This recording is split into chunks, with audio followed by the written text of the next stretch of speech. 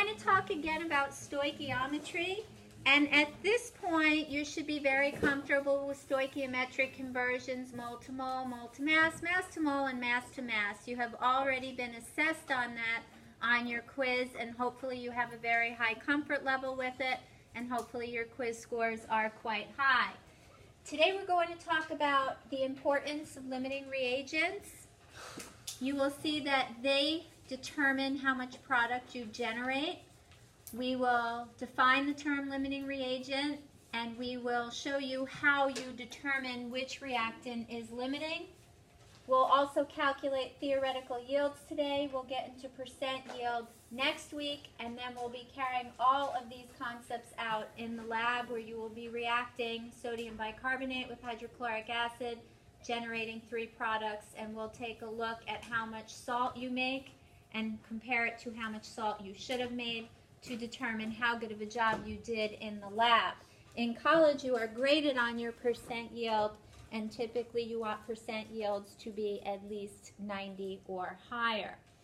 So learning goal for the whole unit, and today we're going to talk about limiting reagents.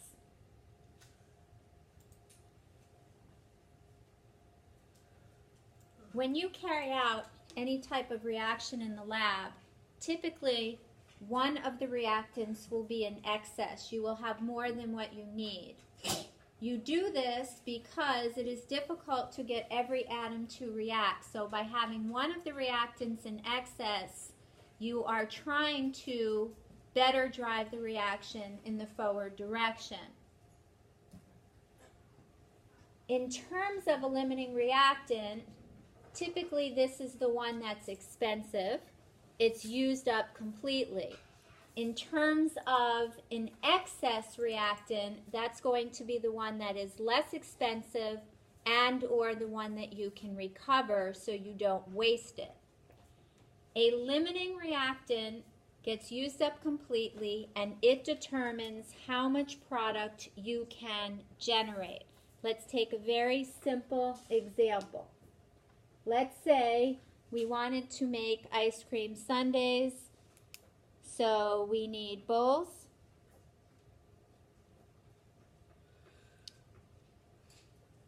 we need a scoop of ice cream. What else do you want on your ice cream sundae? Sprinkles. You want a little chocolate sauce? Marshmallows. Cherry. A cherry. Let's do a cherry. We'll keep it simple because we've already got 5 reactants, which is probably 3 more than you would ever see in a chemical reaction at this level. All right. So those components, here's your chocolate sauce. Those components make up your ice cream sundae. You've got a cup. You've got a big scoop of ice cream. You've got your sprinkles, your chocolate sauce or drizzle, and finally you've got your cherry. Color in the cherry. Let's say you've got a package of bowls, so there are 25 there, 20 scoops of ice cream, 30 different servings of sprinkles, 25 servings of chocolate sauce, and you've got a big jar of cherries with 30 in there. Raise your hand and tell me how many complete ice cream sundaes you can make. 20 is correct. So you can make 20 ice cream sundaes. How did you figure out you can make 20? Jarrett.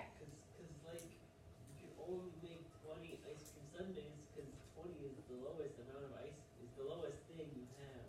So in terms of ice cream, you've got only 20 servings of this.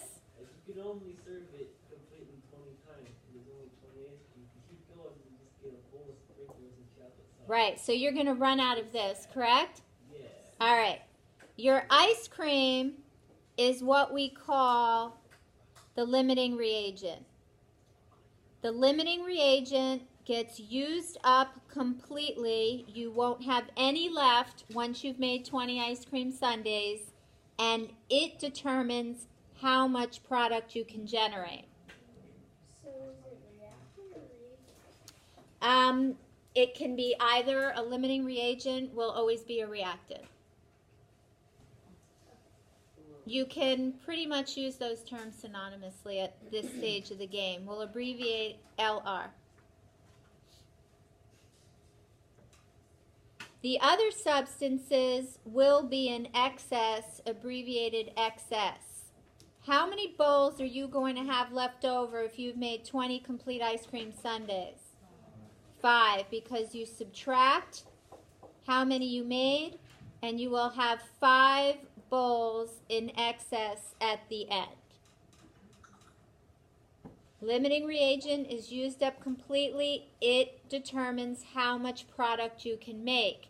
And what you're going to find with your calculations is when you're trying to calculate your theoretical yield, the mass of a product that should be generated, you must use your limiting reagent to do so.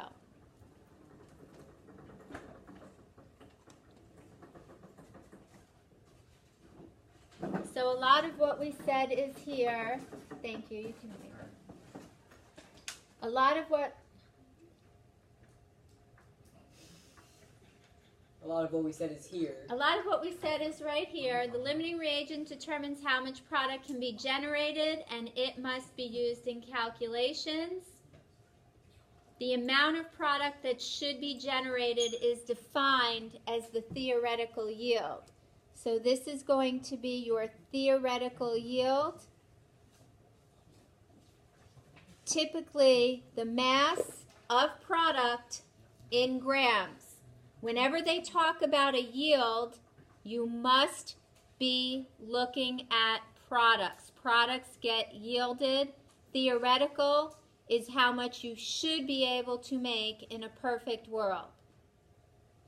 In the lab, you're going to be looking at actual yield. How much substance did you actually make? What was your mass of product at the end of your experiment? So, the theoretical yield is the most amount you can make. It's how much you should be able to make. Okay. So 20. There are a number of ways to determine which reactant is limiting and which is in excess. I can think of 3 different ways to do this. I'll go through all 3, and you select which one is going to work best for you. Depending on your level, will probably determine which method you are going to choose. They are listed here, and you can refer back. I'm going to give you a generic example so that you get a feel for the different ways that you can determine which reactant is limiting. You will know that you need to determine which reactant is limiting because you will be provided with 2 givens. For example, let's say that we have lithium reacting with magnesium chloride. We will generate lithium chloride and magnesium. Classify that reaction for me. That would be single replacement, an element and a compound. You're going to balance the equation. Nothing new there.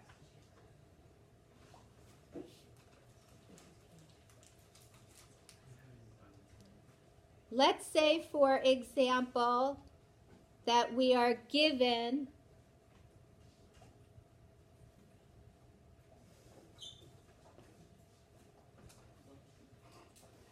three moles of lithium and 2 moles of magnesium chloride. And we want to know which reactant is the limiting reagent. Magnesium chloride. Be careful. Not magnesium chloride. The need is based on the balanced chemical equation. So what you're looking at here is the need comes from the stoichiometric coefficients.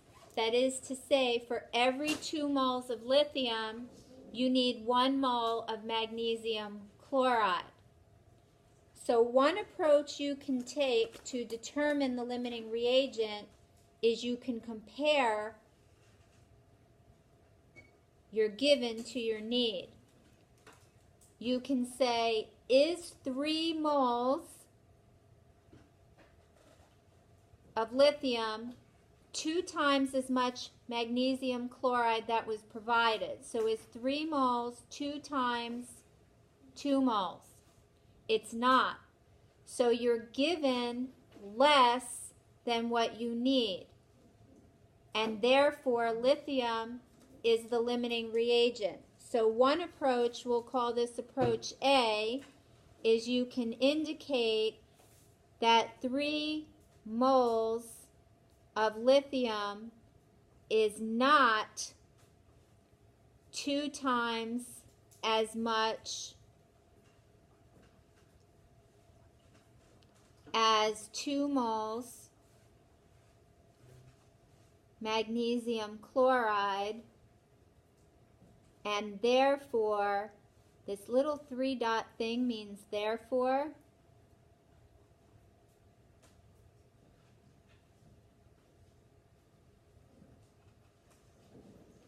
Lithium is the limiting reagent.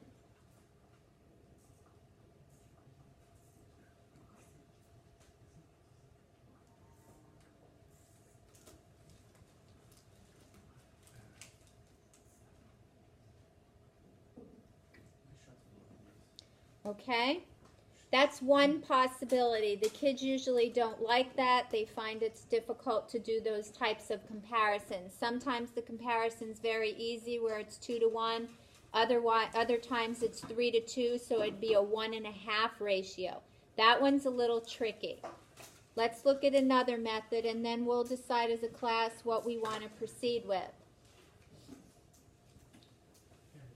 Another way to do it is to take your 2 givens and see how many moles of product you can generate.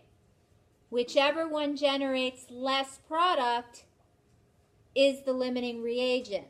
For example, you've got 3 moles of lithium, and just using a mole ratio, you can look at how much lithium chloride that would generate. This is a mole to mole conversion, which you've already been assessed on. Should be very straightforward to you, and that would yield 3 moles of lithium chloride. Take the other given now,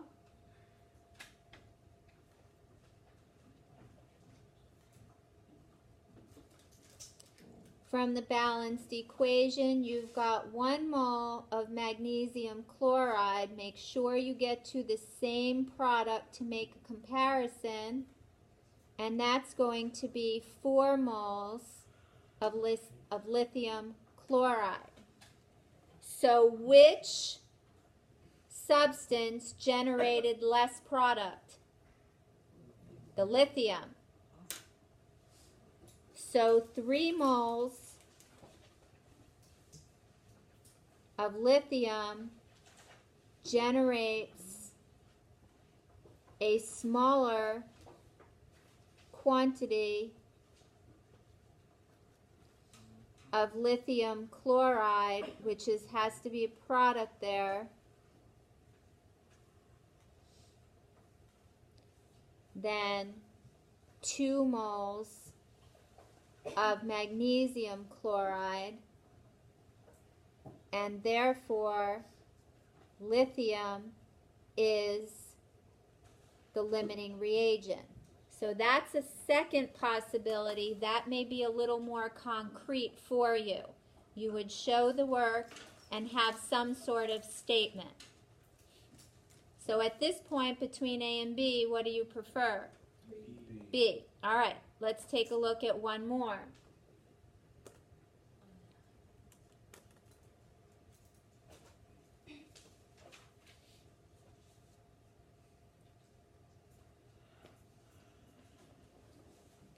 Another way to do it may be the easiest, but you have to understand it, and that may be the tricky part.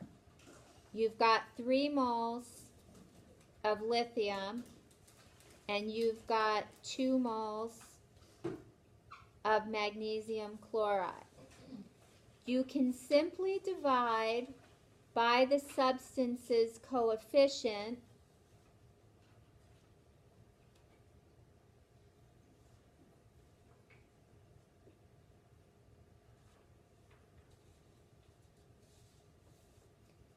and which quantity is less. The first one, correct? Whichever quantity is less tells you that substance is the limiting reagent. But the explanation's a little tricky. So lithium is the limiting reagent because 3 moles of lithium is stoichiometrically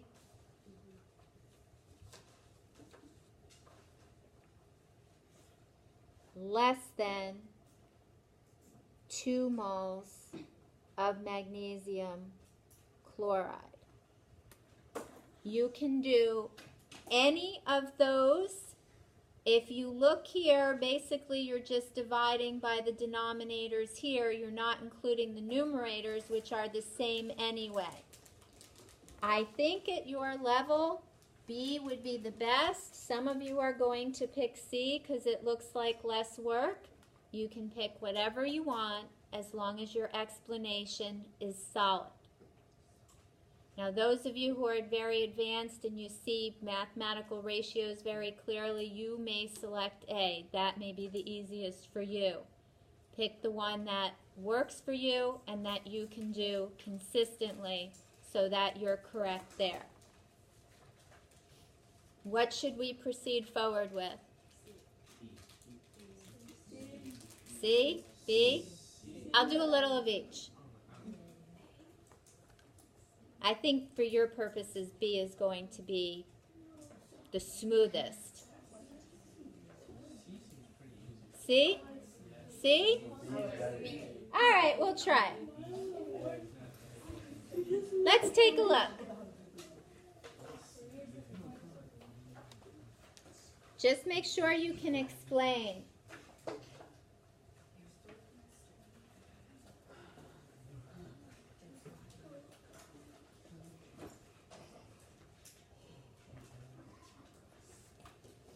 I said right here the easiest way to compare moles is based on the stoichiometric coefficients being divided by the reactant's moles. I think it is the easiest, but you have to understand why it works. Keep in mind the limiting reagent is used up completely and it determines how much product you make. That's the key right there. Another thing we're going to look at strictly for extra credit, because it's a little bit advanced at the honors level, although many of you will be able to do this successfully, we can determine how much of the substance is in excess. And this is similar to what we did here, where you figure out how much excess reagent remains after the reaction occurs. It's a little more difficult than that.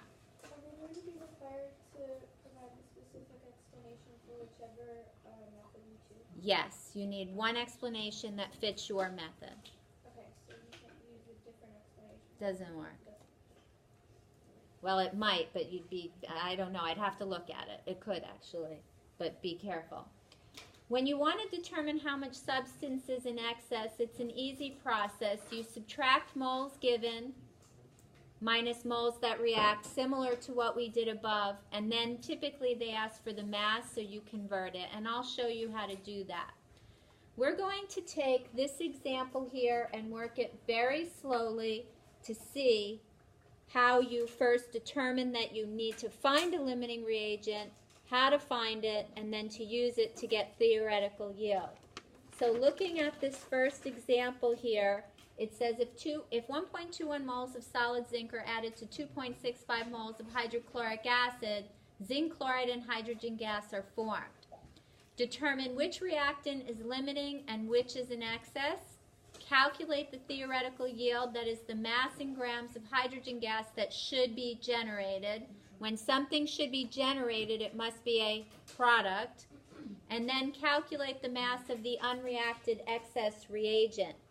For example, we've got this reaction, which you've actually carried out in the lab.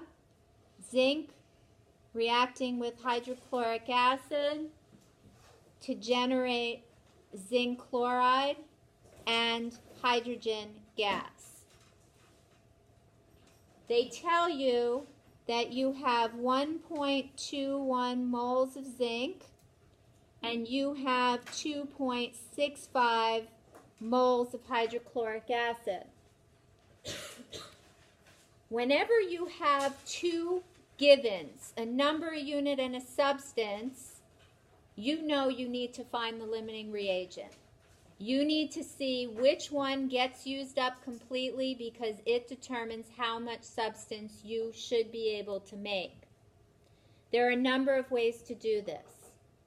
Some of you will look at the mole ratio, which is the need, the 1 to 2 mole ratio, and you'll look at the quantities provided, and you will see right away that 2.65 moles of hydrochloric acid is more than 2 times the 1.21 moles of zinc provided. So you'll recognize right away that zinc is your limiting reagent. That's one way to go. A few of you will be able to drive it from there right away, and that's fine. If we look at the B method, and we'll carry both of these out and you'll see what you like. 1.2 moles of zinc, 2.65 moles of hydrochloric acid. If we determine how many moles of one of the products can be generated, I usually go after the first one just because it's first. From the balanced equation, I have 1 mole of zinc to 1 mole of zinc chloride, and that would be 1.21 moles of zinc chloride. From the balanced equation, I have 2 moles of hydrochloric acid to 1 mole of zinc chloride, and that's 1.32 moles of zinc chloride. Which is less? The top one. And that tells you that zinc is the limiting reagent because 1.21 moles of zinc generates a smaller quantity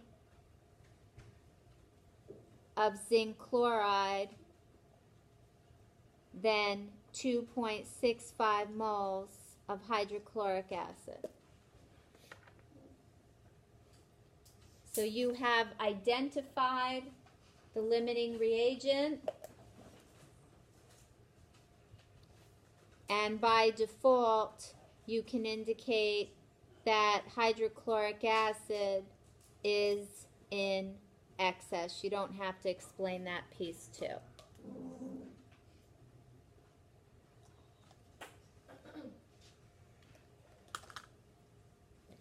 That's that B method that I referred to. If you want to do the C method, you can. You would basically just divide by 1 or 2.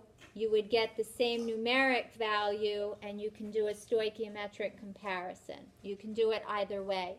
I think for your purposes, this one is going to be better for you because you can see that this quantity of zinc generates less zinc chloride, hence zinc is the limiting reagent. Can we abbreviate like how you put L on? Yeah. Yep. How do you know what this equal to? Over here, Yeah. pick whichever product you want. I usually pick the first one. Pick a product though. What would be the explanation if you used A? if you just did a comparison, you would say that 2.65 moles of hydrochloric acid is more than 2 times 1.21 moles of zinc, and therefore zinc is the limiting reagent. So that number of times is based on the coefficient ratio. Because if you had a 2 to 3, that coefficient ratio would be 1.5. If you had a 3 to 4, your coefficient ratio there would be 1.33. 4 over 3 would be 1.33, and 3 over 2 would be 1.5. This one's easy because it's 2 times. I'll show you the 1.5 in a bit. All right, you've got limiting, you've got excess. The theoretical yield you actually know how to do yet. We just haven't called it that at this point very much. I mentioned it the other day.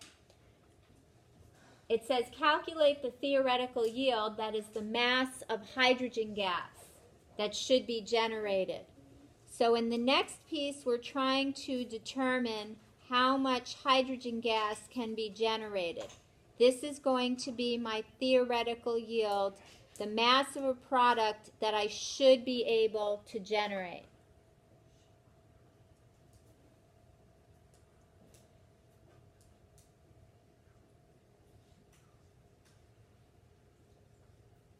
The key here is to use the quantity of limiting reagent, and that quantity is what was initially provided. So we established that zinc is the limiting reagent. We were given 1.21 moles of zinc, and this is a problem you already know how to do. It's a mole to mass conversion that you've been assessed on. Whenever you're given moles, the first step is always the mole ratio from the balanced equation. Get to what you want. The mole ratio is the only place that you will have 2 different substances, and you can have numbers other than 1. These are the coefficients in the balanced equation. Now you've got a mole to mass conversion. Again, you already know how to do this piece. You were already assessed on it.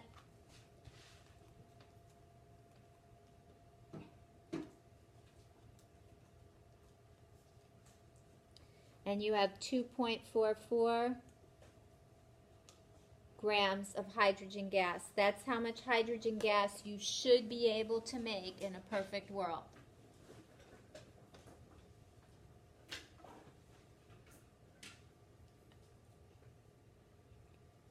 You must use the limiting reagent to determine the theoretical yield. You must compare moles of reactants to determine theoretical yield.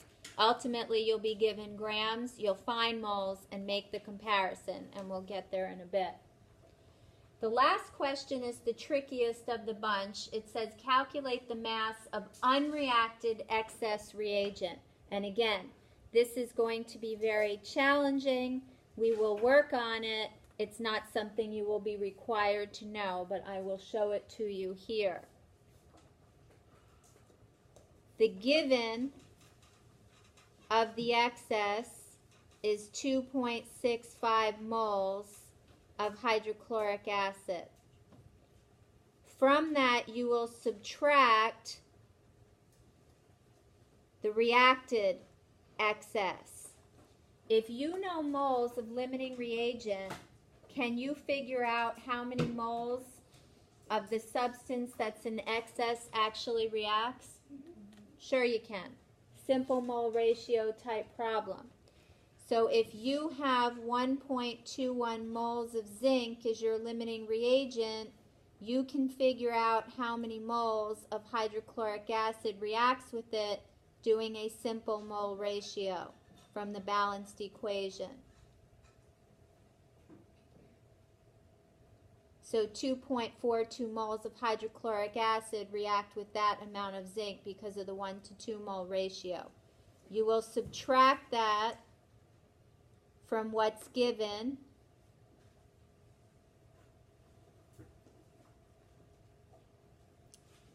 That's moles. They asked for mass. Do you know how to convert that to mass? Yeah, you've known this back since chapter 7. So 1 mole of hydrochloric acid is equal to its mass in grams off the periodic table. Be careful with your sig figs here. When you subtracted, you got down to 2. You only needed to maintain those 2 decimal places. So you have 0.23 times 36.4609, and that's going to be 8.4 grams of hydrochloric acid. That's how much hydrochloric acid doesn't react. It's in excess. And again, this is a little bit challenging at this level. Many of you are capable of doing that type of problem. For that type of problem, do we have to do that mole-to-mole ratio from the 1.21 moles of zinc to the 2.42 moles of HCl? Can we just multiply it by the coefficient? You can multiply it in your head. I don't need to see that piece. Yeah, you probably would have seen it right away, and that's fine. All right, let's do a problem from scratch very slowly. Let's put the pieces together and see where we're at. The next problem says 7.24 moles of magnesium and 3.86 moles of oxygen gas are mixed to generate magnesium oxide. So what we're looking at here first, it says write the balanced equation. And again, the writing of balancing equations you've been assessed on. Most of you aced that test. You should be very comfortable with this concept.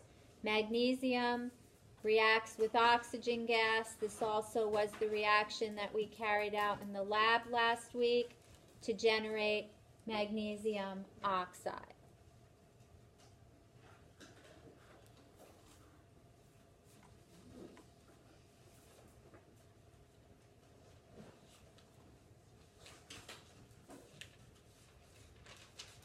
Now we want to know which is limiting. So we have 7.24 moles of magnesium, and we have 3.86 moles of oxygen gas. There are a number of ways you can do this. How should we do it? C? Fine, let's give that one a shot. We've got 7.24 moles of magnesium, and we're going to divide that by its coefficient, and we've got 3.86 moles of oxygen gas, and we will divide that only by its coefficient.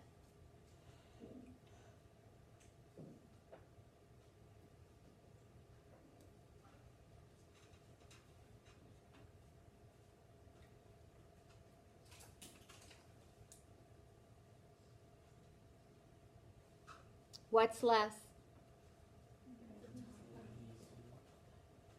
All right, there's 2 places you have to be very careful here with method C. You know that magnesium is the limiting reagent because 7.24 moles of magnesium is stoichiometrically less than 3.86 moles of oxygen gas.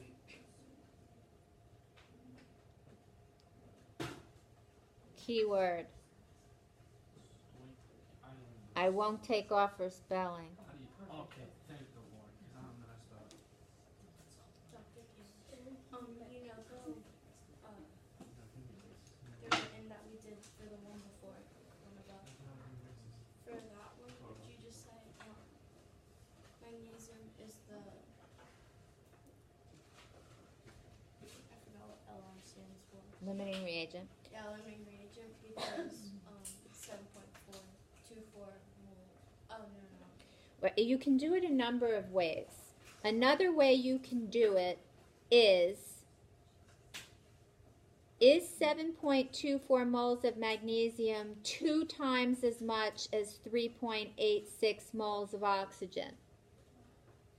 It's not, and that's why magnesium is the limiting reagent. So you can do it that way, or I'm telling you, you're picking C because you think it's the least amount of work, but C to me can cause the most problems for you. So you may be better off with B. You can push it toward magnesium oxide in each case and do it that way. You can do it any which way you want, but there's two places you have to be careful with this method. The first is stoichiometrically. You've got to have that word.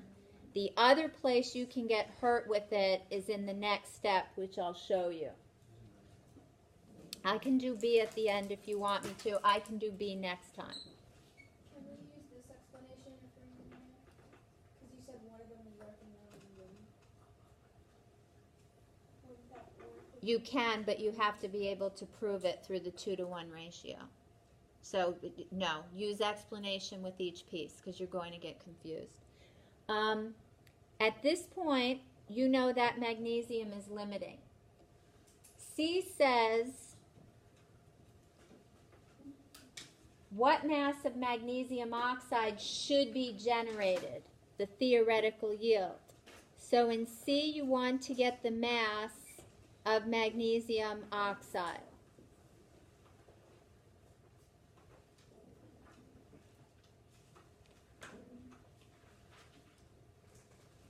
Which reactant determines your theoretical yield? The limiting. You've got to use the given of the limiting reagent. Make sure you go back to the original given, not the one you divided. And that's the other problem with this method. Some of the kids get confused. You have 7.24 moles of magnesium, and in 2 steps, you can get to the mass of magnesium oxide. This piece you already know how to do. This is what you were just assessed on.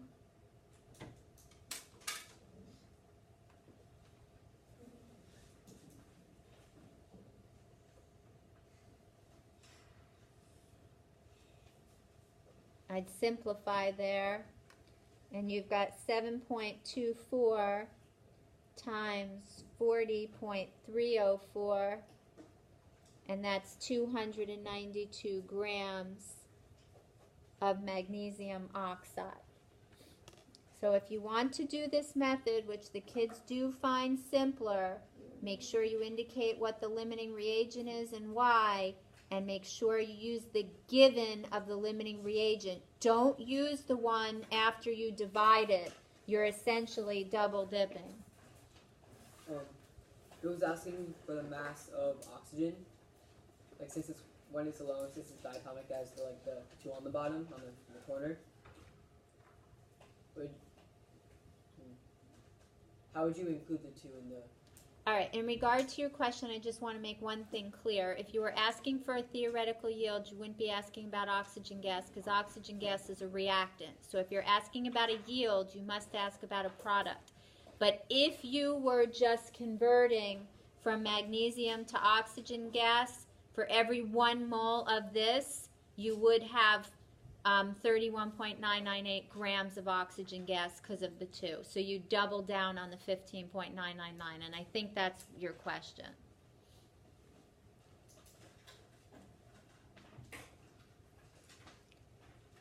To find the theoretical yield, you must use the given of the limiting reagent.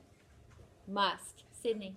I like the extra part that you showed us for the first example. What are you starting with that you then subtract? Is that the given? Are you talking about the excess reagent? I'll show you that separately in a few minutes. But yeah, you're starting with the given. Yeah.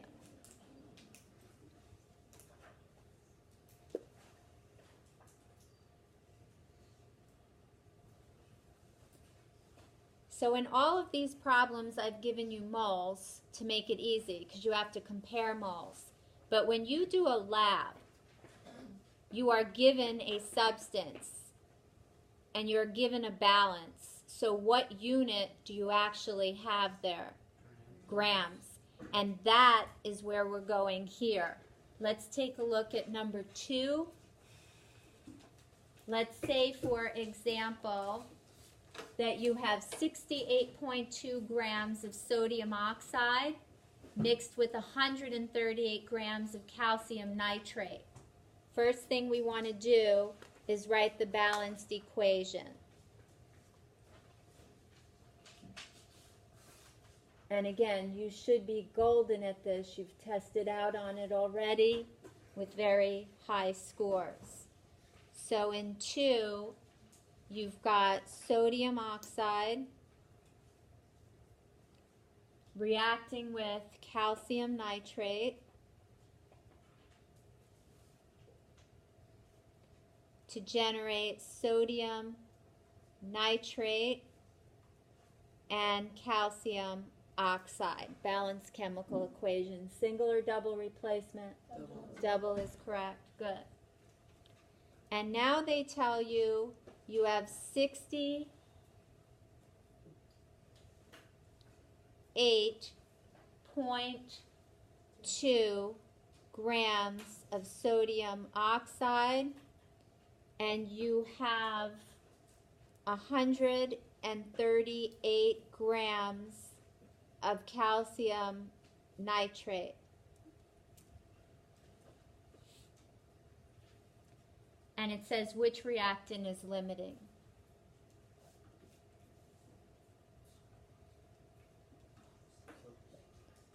The sodium. Can you compare mass? No, you have to compare moles. Careful, careful.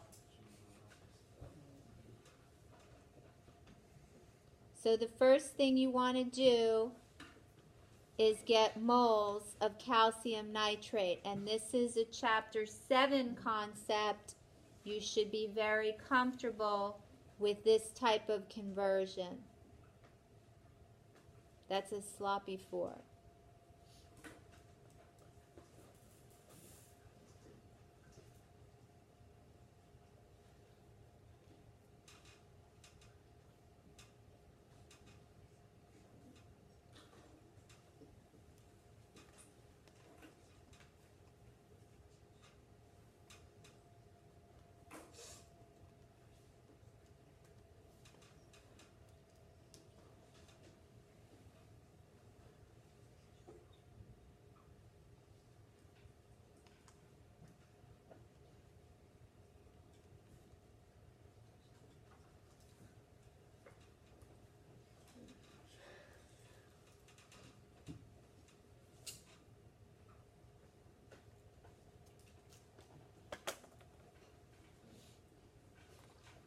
So the first thing you do is you convert to moles.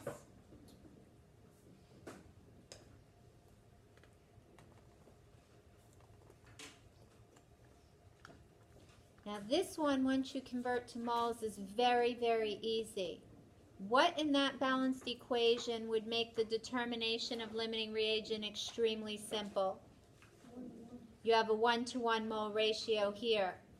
So if you ever have a 1-to-1 mole ratio, whatever you have less of must be your limiting reagent. So this is greater than this. You can show the division by 1 if you want to. So clearly in this case, calcium nitrate is the limiting reagent because you can either compare the mass or the equivalent moles. 0.841 moles of calcium nitrate is stoichiometrically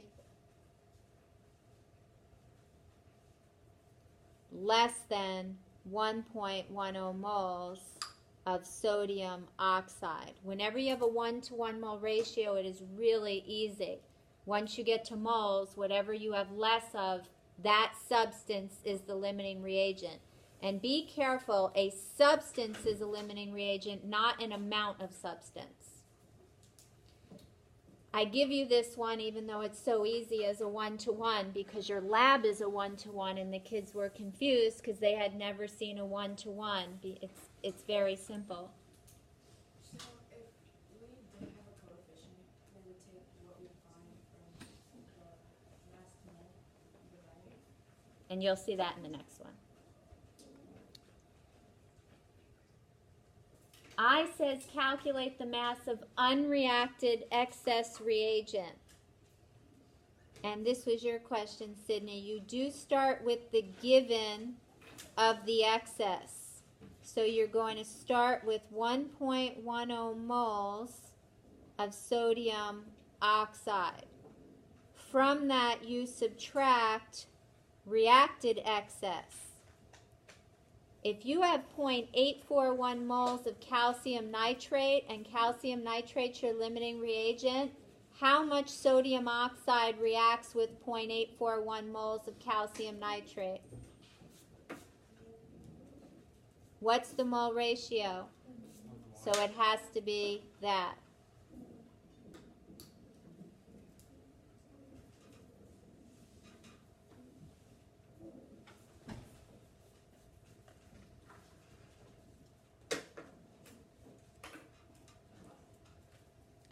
And that's 0.26 moles of sodium oxide. How do you get mass of that? Periodic table, you got it.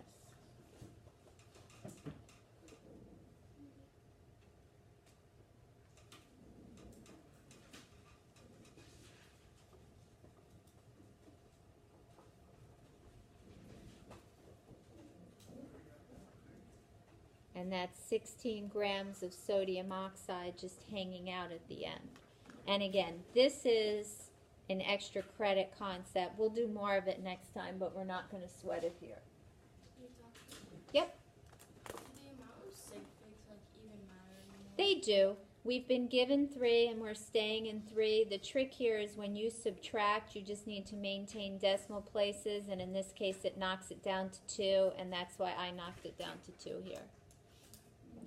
The last piece is what you really want to feel comfortable with. It says, what is the theoretical yield of the sodium containing compound? What are we solving for? If it's a yield, it gets generated. If it gets generated, is it a reactant or a product? A product. So what sodium containing compound gets generated? Sodium nitrate. Sodium nitrate. Good. And now, this is going to be our theoretical yield. So what do we always start with? The given of the limiting reagent. What's your limiting reagent? It's 1 point Calcium nitrate. You can either go back to the starting block or use the equivalent number of moles, whichever you prefer. You have 0.841 moles of calcium nitrate.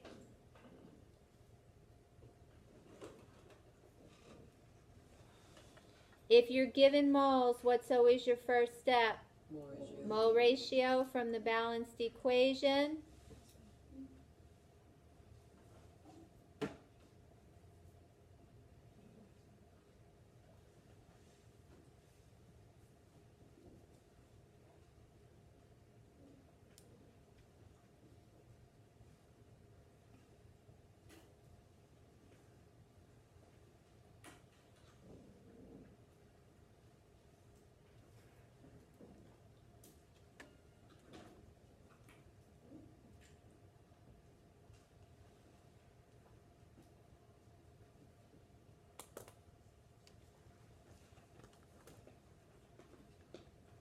And that's 143 grams of sodium nitrate.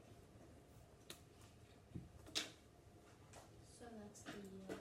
Theoretical yield, that's what you should be able to make in a perfect world. Make sure you start with the given of the limiting reagent, either the mass or the equivalent amount of moles. Questions here?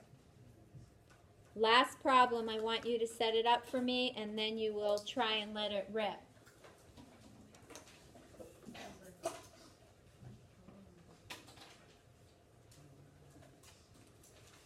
It says magnesium reacts with iron 3 chloride.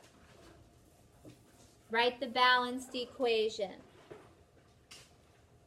Give it a shot.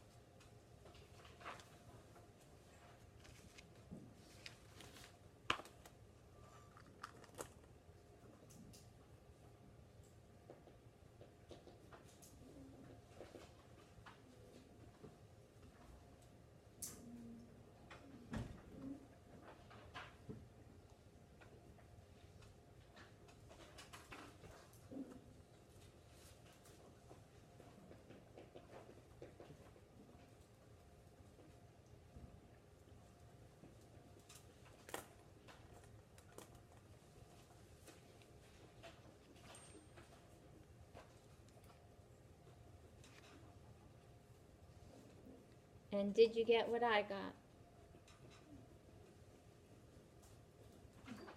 All right. In B, it gives you the mass of both reactants. I want to know what's limiting. I would like you to try and work through this problem. I will flash the answer up on the screen and also just indicate what classwork you should do for the next class, but you're going to work through 3A. I just want to be able to cut the tape. All right? So continue to work on number 3 now. They give you the mass. What do you need to do? Convert to moles. And then in order to get the limiting reagent, you must look at those coefficients. And we can talk about different ways to do it. First thing you want to do is convert to moles.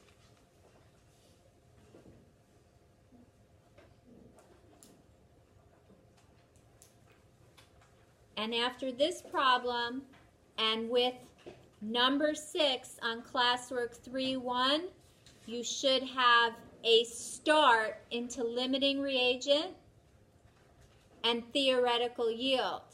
Next time we'll be looking at actual yield and percent yield. It's very simple, but we'll continue to work through these problems so that you can master all of these concepts, and then you'll be ready for the lab.